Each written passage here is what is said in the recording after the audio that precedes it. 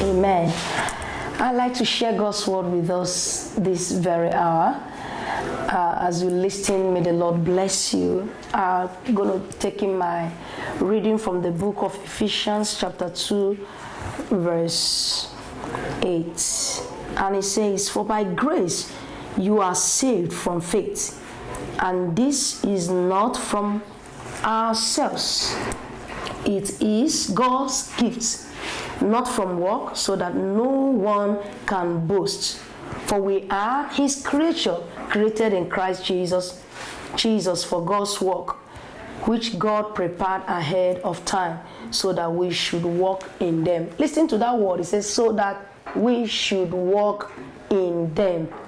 I'm going to be talking on, does God's grace support sin? God's grace is an internal favor of God which produces external evidence. In other words, God saves us by his grace, but this favor must be shown in our daily life. The grace of God is not to be taken for granted. The Bible says in the book of Philippians chapter 2:12 that you and I have been delivered, that we should walk out our salvation with trembling and fear. The word of God says in the book of Romans chapter 6:14 that we have dominion over sin. Sin does not have dominion over us any longer. The grace of the Lord is God's influence upon our hearts that has regenerated us. He input his righteousness in us that we might become the righteousness of God. So friends, I'd like to tell you that you are the righteousness of God, and we are not to take the grace of God for granted. The book of Romans chapter 6:1 says, shall we remain in sin that grace might be abound? The word of God says, God forbid. Amen. God's grace is not a privilege to live in sin. Every true believer knows that those who love God will always live to please him. Amen.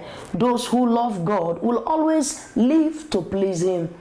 It's not a privilege to live in adultery. It's not a privilege to live in fornication. It's not a privilege to live in lies. It's not a privilege to live in gambling. It's not a privilege to live the life that is not worthy to emulate. It's God's grace, it's God's ability in us. We should show it forth. The Bible says, for the kingdom of God is righteousness, peace, joy in the Holy Ghost. It's not drinking and whining. Praise God. I want to encourage us today to live out God's grace. Those who have hope of being with God must purify themselves to the standard of Jesus Christ, purity. Amen. The book of 1 John chapter 3 verse 3. Paul says, let's just look at it. The book of 1 John chapter 3 verse 3. Apostle Paul admonished us in that particular scripture that we should live according to his power. 1 John chapter 3 verse 3 says, one who has this hope in him purifies himself just as he is pure. Just as Christ is pure, we are to live to the standard of our Lord Jesus Christ. Amen. So finally, I want to let us know this hour that God's grace is God's ability in us to manifest his goodness, to manifest his love towards one another. God's grace requires some level of attitude, some certain level of attitude. God's grace does not accommodate ungodliness, worldly lust.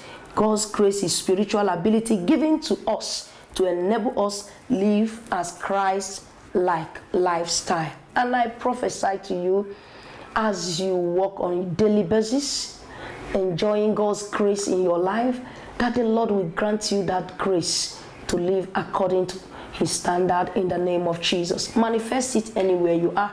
You are lifted above circumstances. You are lifted above limitation. You are lifted above sin. It is well with you. I prophesy in Jesus' name. Amen.